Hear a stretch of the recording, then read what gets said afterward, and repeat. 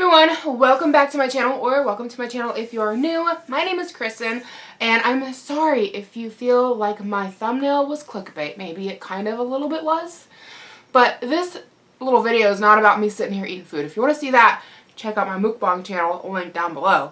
But the photo is so relevant because we're talking about my issue with binge eating. So this is something that I've thought about talking about quite a lot. I've thought often, especially over the year of 2014 in particular, I've thought a lot about making this video, talking about my struggle with binge eating.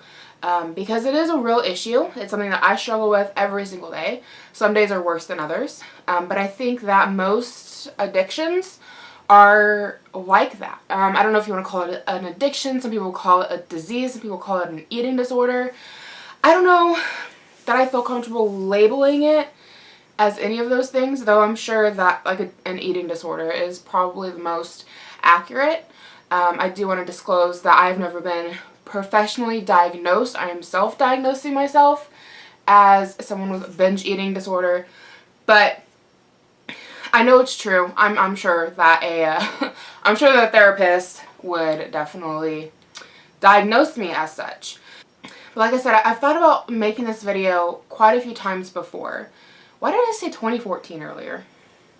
2017? Last year, hello. I think I thought about it a lot last year because I struggled with it quite a bit last year. So if anyone out there is wondering what binge eating disorder is, Wikipedia says that binge eating disorder is a recently described condition which was required to distinguish binge eating similar to that seen in bulimia, but without characteristic purging. Individuals who are diagnosed with bulimia and binge eating disorder exhibit similar patterns of compulsive overeating, neurobiological features of dysfunctional cognitive control and food addiction, and biological environmental risk factors. Indeed, some consider binge eating disorder a milder version of bulimia, and that the conditions are on the same spectrum. So that is the definition of it. And I definitely have issues when it comes to control of overeating. Now, if you're just here to tell me to have self-control and what to eat and how to exercise and magically I'll get skinny, feel free to hit the little X button, because you're clearly not here to hear my story and you're not here to hear what I have to say, and you're not a therapist, you're not here to help me, you're just here to say what you want to say about people who are fat and have overeating issues and that. So feel free to hit the X button, and if you do post a comment like that, it's going to get deleted, so don't waste your time. Just go. Anyways, if you are here to hear about this, then keep on watching. So binge eating is something I've struggled with since I was a kid. I can remember, and honestly I feel like in some levels it's like a hereditary thing for me, because my grandmother on my dad's side and my grandfather also were both very big people. My grandma's still a very big lady, and she has always struggled with just overeating. That's trickled down to my aunt and my dad. My aunt and my dad are both, my dad's in his 50s and my aunt is in her 60s.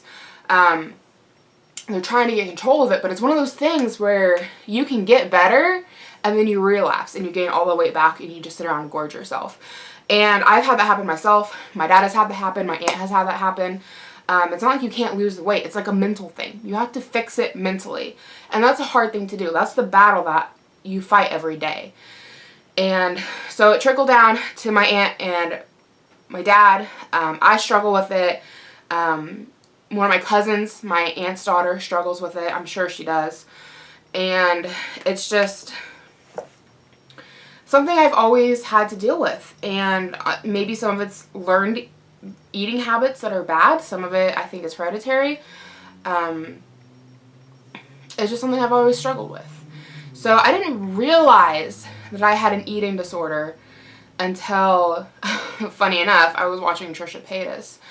And this was several years ago. We're talking like 2013, 2014 time frame. And she made a video talking about how she has binge eating disorder and was talking about it. And everything that she mentioned just rang true. The overeating, the binging. And a binge is where you go on a binge. You can't stop. And for me, when I go on a binge, it's like this CD is just playing in my head of eat, eat, eat, eat, eat. And I can try to fight it, and I can try to fight it, and I can try to fight it. Sometimes I win, sometimes I lose. And sometimes the CD that's in my head is telling me to eat, eat, eat, eat, eat. Broken record, if you will. Can go on for weeks at a time. I think my longest binge lasted 2 weeks. And sometimes I don't even realize I'm on a binge until it's been a couple of days. Like, I don't even catch it. So yeah, back to having this as a kid. I feel like it really started when we first moved to Indiana. I lived a big portion of my childhood in North Carolina, and my dad was military, and we were on a Marine Corps base, and so, you know, it was obviously going to be like a limited time span that we were going to be there, only a few years. Family's back in Indiana, and when my dad got out of the military, we came back. And when we came back, I felt like I didn't have anybody. I was bigger. I've always been bigger. And not only in the sense of just being like fat bigger, but in the sense that I've always been tall. Growing up, I was always tall for my age. I'm just broader shouldered. I carry more muscle. I carry weight differently. I can carry a lot of weight before people even realize it's an issue. And that's just how I'm built. Okay, people want to make fun of people who say I'm big boned, but like, I am. Like, there's a YouTuber I was watching who was talking about how she's small boned and talking about like a bracelet on her. And I don't know if maybe it's because the wrist is maybe one of the thinnest parts of the body, but like, you can feel my bones here on either side of my wrist, and like my whole hand doesn't even fit all the way around. So I don't know if that shows anything or not, but I'm big boned. And even at my smallest, I could never stick this all the way around. I remember like a thing in elementary school where it was like, how many times can you touch your hand, touch your fingers behind your wrist all the way up your arm, and that'll show how many kids you're going to have. And if I squeeze really, really, really, really hard, I could hit it to 1. So anyway, I definitely believe that I am bigger boned, and I know that for a fact because I'm broad shouldered. I have broad shoulders. I have wide set hips. And so I'm built to be able to carry more weight. So I think that in a way has kind of been a blessing because I do struggle with overeating. I'm not saying that me being able to carry more weight and the fact that I am broader shouldered and wider hipped is what's caused me to overeat. That's not what I'm saying. I'm saying that it allows me to carry the weight better than if I had a daintier frame. I think that the weight that I carry would show, and I would look much more extreme. So anyway, we moved back up here from Indiana, or we moved back up to Indiana from North Carolina, and we had our family, but at the time, like, I didn't really know any of the kids around, and when we lived in North Carolina, I had a ton of friends, and I think I was just gonna turn 7. It was just before I turned 7 when we moved up here. And my dad didn't have a job yet, and we didn't have a place to live. Like, we didn't have a house of our own. So we lived with my grandparents for a while, and it was a really tiny 2-bedroom house. And I didn't have a bed. Like, I slept in blankets on the floor, and that was for a couple of months. It wasn't very long. When my dad got out of the military, he did, if anybody's curious about all this. It was an honorable discharge, and he had money and stuff, but they were trying, like, they had to finance the whole move up here, and my dad had to find a job, and so it was just more economical for us to stay with my grandparents. And we were there, I don't know, 2 months, maybe 3. It wasn't like a super long amount of time.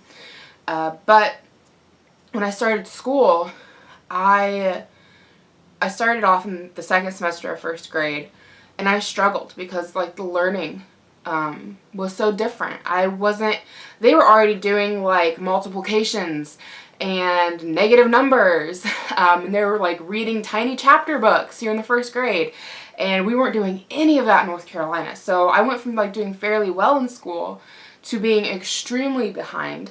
And quite frankly, my teacher wasn't very nice. I feel like this should be like a whole separate story in and of itself, but she was not a nice lady. Because I remember plenty of times like asking for help and she would just flat out ignore me. Like all the kids, I remember there was this project we had where we had to like make kites. And all the kids were supposed to bring their kite up to the desk, up to like the teacher's desk, so that she could staple the tail on for us. And I came up to get mine stapled and she just ignored me. She wasn't a nice lady. And at 7, like I didn't understand why she didn't like me. And at 27, I don't understand why she didn't like me. But she wasn't a big fan of me. And anyway, all this kind of added up. I was having a hard time making friends. Again, like I didn't really have our own home. And I just remember going home to my grandparents after school and feeling very lonely and feeling like I didn't have anybody. I would hold off in the back bedroom. My dad would be at work. He got a job very quickly. And so he would be at work or whatever. And my mom always worked. And so they wouldn't always be home. A lot of times it'd just be me with my grandparents and they'd be in the living room. And I'd go to the back bedroom and I would gorge myself on potato chips. And my grandpa always kept Twinkies around. And so I would go snag the Twinkies. And then they also kept like little ice cream cups on hand. Cause like I have a ton of cousins. Okay. I have like 500,000. So they always had like little treats and stuff on hand for us kids, SkettyOs, all this kind of stuff that was kind of bought in bulk because there's so many grandkids, but with the idea that it would be eaten slowly over time by all of the grandkids, not by one grandkid. And so I would just sneak off to the back bedroom and just eat. I would eat. And we also had my mom, this is my mom's parents, and they had kept her tiny little black and white television from when she was a kid.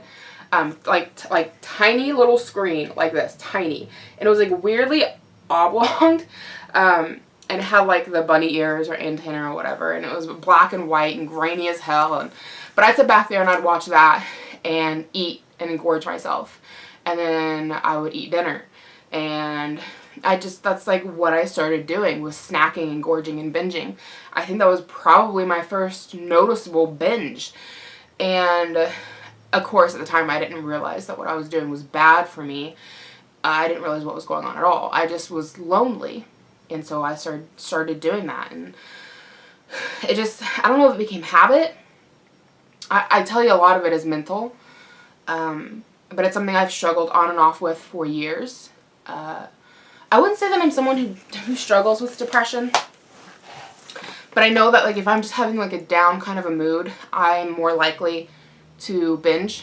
And if things are going really well and I'm really happy, I'm less likely to binge. But anyway, I noticed, when I watched that video with Trisha Paytas, that a lot of what she was talking about resonated with me. And I was currently actually on a binge that had been lasting for like a week. And again, it was one of those things where I was fighting like what was going on in my head all the time, where it's like I knew I wasn't hungry, I knew I was full, I knew I didn't need to eat whatever was in the refrigerator, but it was like this broken record in my head that just would not quit, and it was driving me crazy, telling me to go eat whatever it was in the refrigerator that I was wanting. And like I said, I think I've been binging for like a week or so when I found this video from Trisha. And it really resonated with me. And I was like, wow, that's what I'm going through. Like, that's what's happening. That's what's happening right now, is I'm on a binge right now. And I've never sought help for it. I probably should. Doctors are expensive. So I've never sought help on it. And it's something that, like I said, I struggle with it every day. And when I'm on a binge, it's way worse because it's like a broken record. And another part of it that makes it hard is that I enjoy eating. Food is fun. I like it. I like eating it. I like crunching the food. I like the sound. Like, all of it is satisfactory. And I mean, you should enjoy food and you have to eat it for sustenance for your body.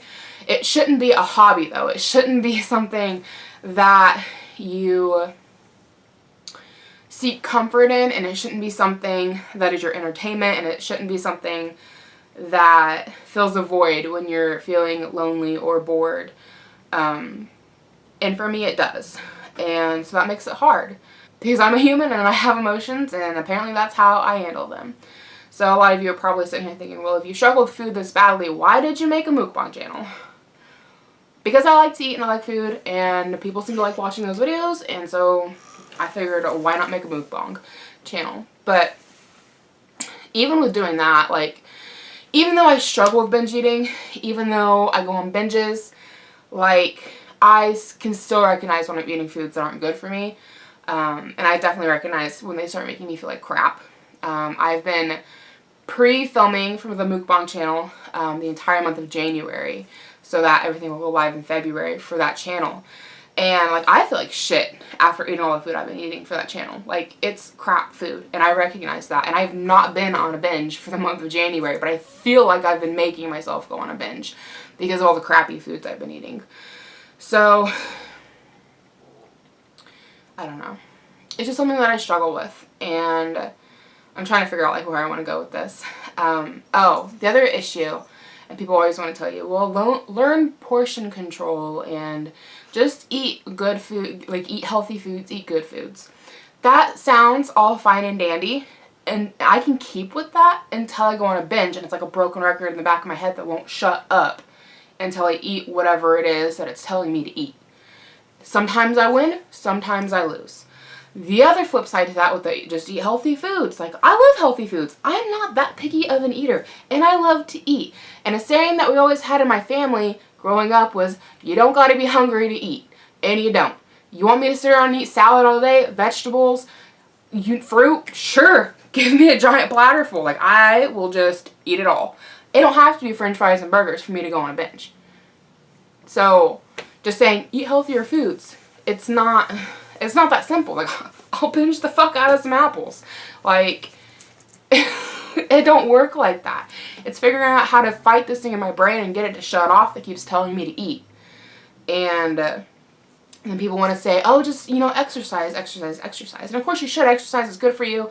And I'll admit that within the past couple of years since my pregnancy and having my son, like, no. I have not been exercising like I should. Last summer I took up running. I enjoyed it. I did it quite a bit.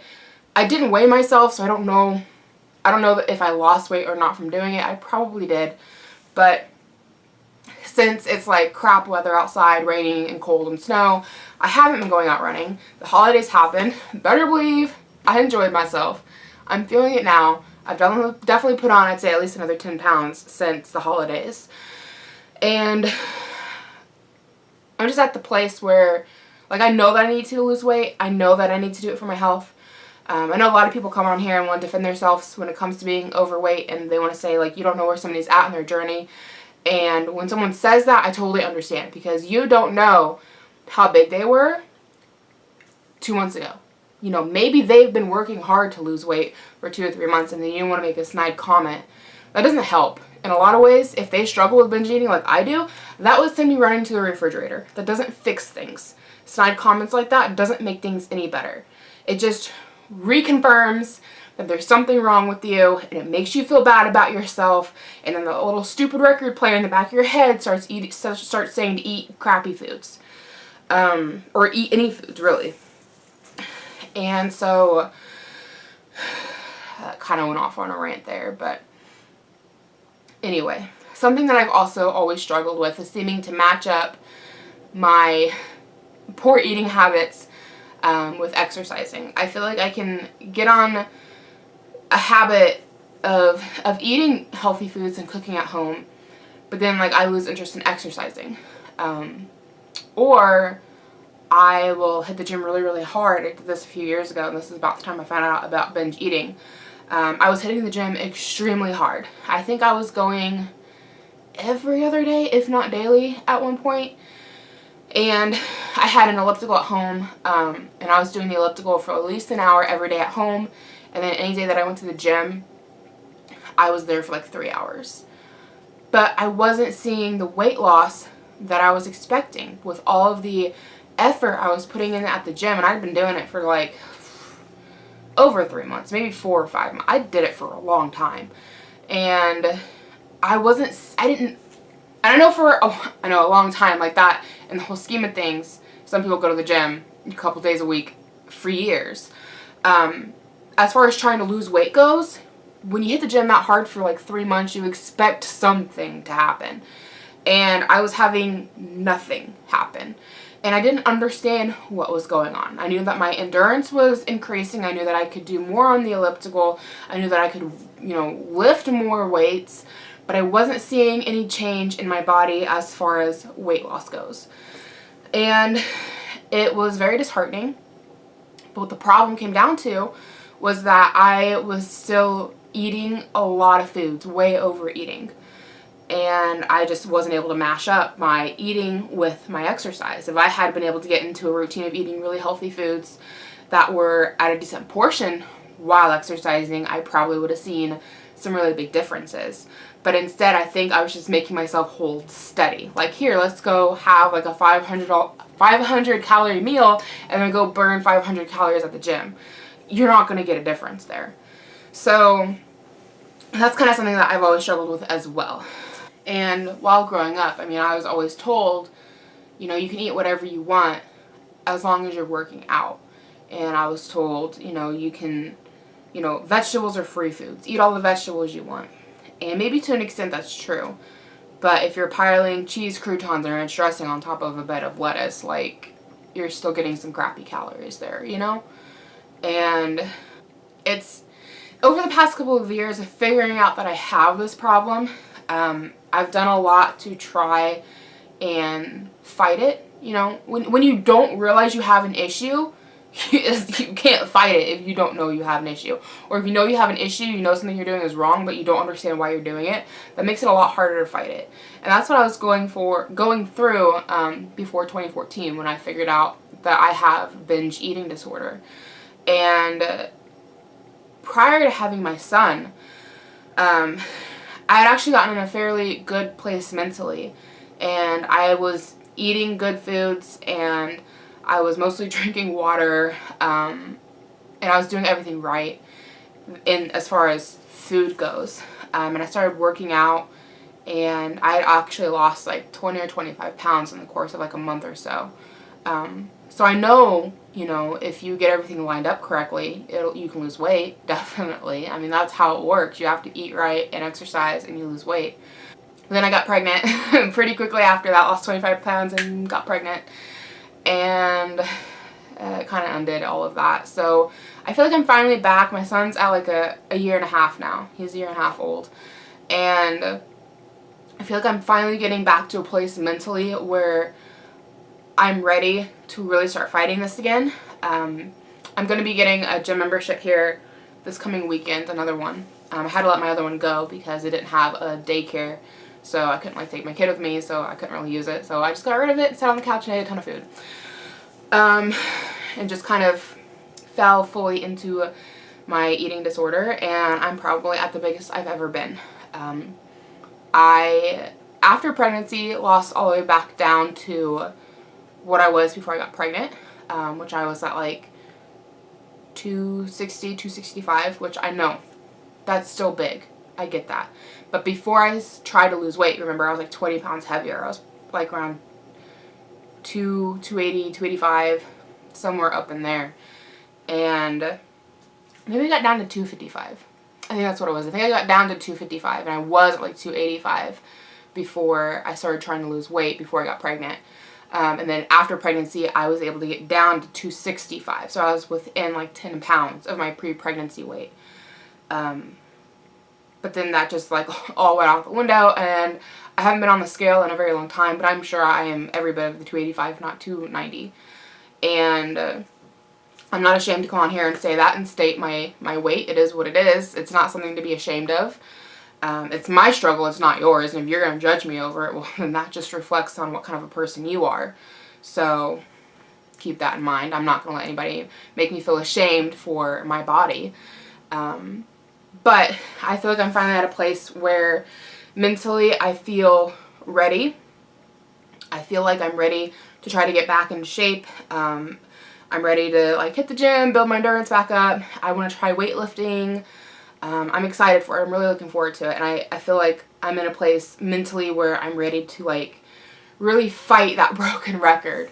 and to really try to eat healthier foods, I feel like I better know what I'm doing, because I was doing fairly well before I got pregnant. So I actually did pretty good during my pregnancy too. I really didn't eat that badly, but you're going to gain weight during pregnancy. I think I gained like 30 pounds my entire pregnancy. And then, like I said, I lost pretty much all of it, or like within 10 pounds. Anyways, I'm kind of rambling here, but yeah, I feel like I should make this video because it is something I'm struggling with. I try to share a lot of my life with you guys, especially if I think it can be helpful. And I figured out that I have this issue from YouTube. It was something that I always knew I had a problem with. I always knew that I struggled with my body and with gaining weight. My senior year in high school, I worked out all the time. And the smallest I was able to get down to was 195. And, I mean, I can insert a picture. I felt like I looked pretty good. I would love to get back down to 195. But I was still struggling with, like, the eating. And I was in color guard, and they had us constantly, you know, at practices and competitions. And I was constantly practicing back at home. And I would say, gosh, I don't know, it was a solid 11 hours a week, my junior and senior year of high school, where we were having practices for color guard. And so I was just like pure exercise. And then you throw in all the hours I spent at home practicing, and then my favorite thing to do with my friends was just walk around the neighborhood, so we spent hours doing that. They had to throw in, like, you know, Friday night football games and the hour of practice before the football game, and then rehearsals before competitions, and then competitions. So, like, there was like a solid 11 hours, but then when you throw in everything else, like, it was much more. And with all of that activity I was doing, I was still eating poorly. And like I said, I got down to like 190. I couldn't get any smaller, and I feel like a lot of it just came down to, you know, your ins and your outs, and what was coming in was equal to or more than what was coming out, so it just never changed.